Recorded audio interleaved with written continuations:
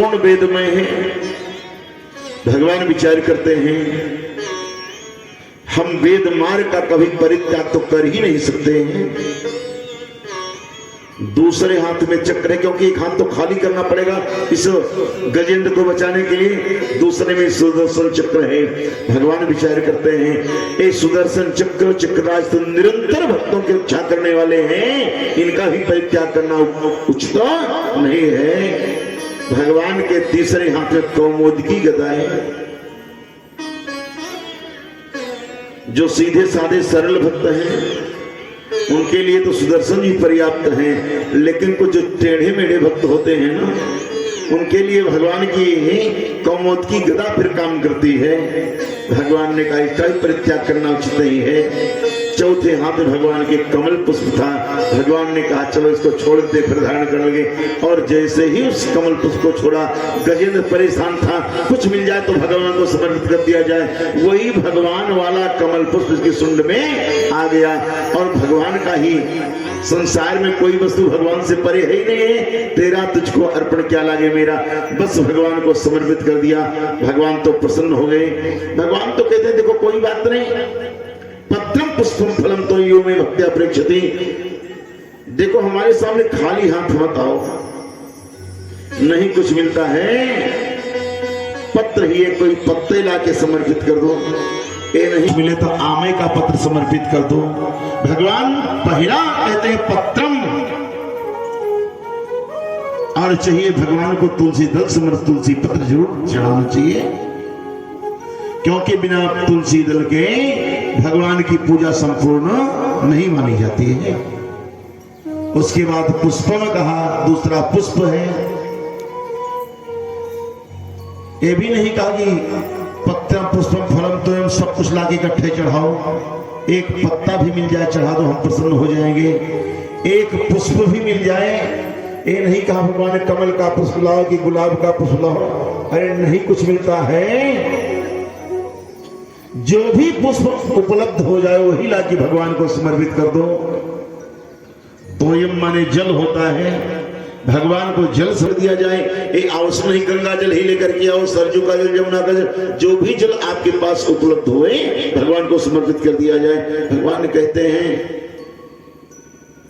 लेकिन समर्पित करने के लिए साथ में आवश्यक क्या है, भक्त्या, भक्ति के सहित तो भाव होना चाहिए। बिना भाव के कुछ मिलने वाला नहीं है। आज गजेंद्र भावपूर्वक भगवान को उस कमल पुष्प को समर्पित किया है। भगवान प्रसन्न हो गए। भगवान करते क्या है, तम वेक्ष पीडितमजः सहसावतीर्य सग्राहवासु सरसः कृपयोज्जहार। भगवान सरोवर के किनारे उतरे, गजेंद्र की दिखाई पड़ने वाली सुंड को पकड़ा, खींच करके बाहर जब किया तो गजेंद्र के साथ साथ पैर पकड़े पकड़े ग्राहव निकल आया। जब गजेंद्र बाहर निकलता है उसके साथ में ग्राह निकलता है, तब भगवान ने सुदर्शन जी का प्रयोग किया। ग्राहा विपाटित गजेंद्रम, अपने चक्रराज सुदर्शन से उस गजेंद्र की रक्षा करने के लिए ग्राह का मुंह फाड़ दिया और गजेंद्र मुक्त हो गया। जैसे सुदर्शन जी का स्पर्श होता है महाराज, ओहो ग्राह तो अपना ग्राह शरीर छोड़ करके अत्यंत सुंदर दिव्य शंख चक्रापद चतुर्भुज रूप धारण करे भगवान की सारूप्य मुक्ति को प्राप्त किया है और परमात्मा के दिव्य धाम को चला। गजेंद्र भगवान की फिर स्तुति करता है। ग्राह को भगवान ने सारूप्य मुक्ति दिया है। ब्रह्मेशान पुरो गणाः मुमुचुः कुसुमासारं संसन्तः कर्म तद्धरे।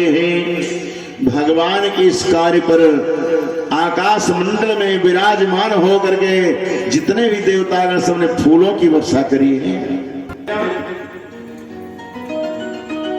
जल गिराने के लिए कुशाक्षत रखा जा चुका है।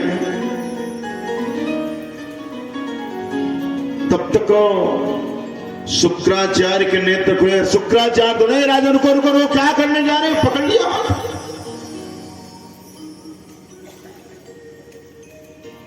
बलि ने कहा 3 पग धरती का दान करने का संकल्प करने चले हैं।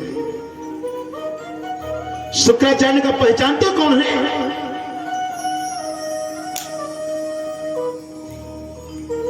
राजा बलि ने कहा 52 है। शुक्राचार्य ने कहा 52-53 के चक्कर में मत पड़ो, ये वही है। मैंने ध्यान लगा के देख लिया है, जो समुद्र मंथन के समय आया था, थोड़ा सा मुस्कुरा करके आंख मटका के तुम सबको पागल बना करके पूरा का पूरा मेरे देवताओं को पिला के चुरा, वही साक्षात विष्णु आज पुनः तुम्हारे दरबार में आया हुआ है।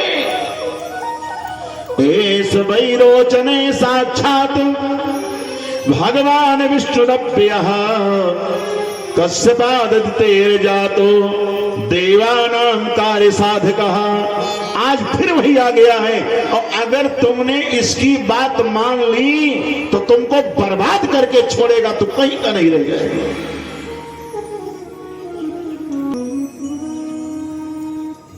राजा बलि ने शुक्राचार्य की ओर देखा, गुरु जी ये बेचारा ब्राह्मण कुछ लेने नहीं चाहता था, हमने कितना हट किया तो 3 पग धरती स्वीकार किया है। अरे शुक्राचार्य ने कहा छोड़ो चक्कर, इसके चक्कर में ज्यादा मत पड़ो, ये तुम्हारे यहाँ लेने आया था, तुम मना करते जबरदस्ती लेकर के जाता, लेकिन अब तो तुमको फंसा ही चुका है, अब क्या करोगे ये बताओ, उपाय क्या है? शुक्राचार्य ने कहा अभी तुमने संकल्प नहीं किया है, और दान तो दाता की इच्छा पर आधारित होता है, मना कर दो, हम नहीं देंगे दान। राजा बलि ने कहा गुरु जी सरासर बेईमानी की बात कर रहे हो, वाणी का और मन का, और यदि ये परमात्मा है तो जो इनको करना होगा 2 ही संकल्प में कर डालेंगे, हमारे तीसरे संकल्प की प्रतीक्षा नहीं करेंगे। तो मैं धर्म से भ्रष्ट क्यों हूं? मुझे तो अपने धर्म का पालन करना चाहिए। शुक्राचार्य ने कहा क्यों रे, मेरा शिष्य है, मेरी आज्ञा का उल्लंघन करेगा, मेरी आज्ञा तुमको दान नहीं देना है। बलि ने कहा गुरुजी अगर सतमार्ग की ओर प्रेरित करोगे आपकी आज्ञा स्वीकार है, लेकिन अगर धर्म भ्रष्ट करने का हमको प्रयास करोगे तो मैं आपकी आज्ञा का उल्लंघन कर दूंगा।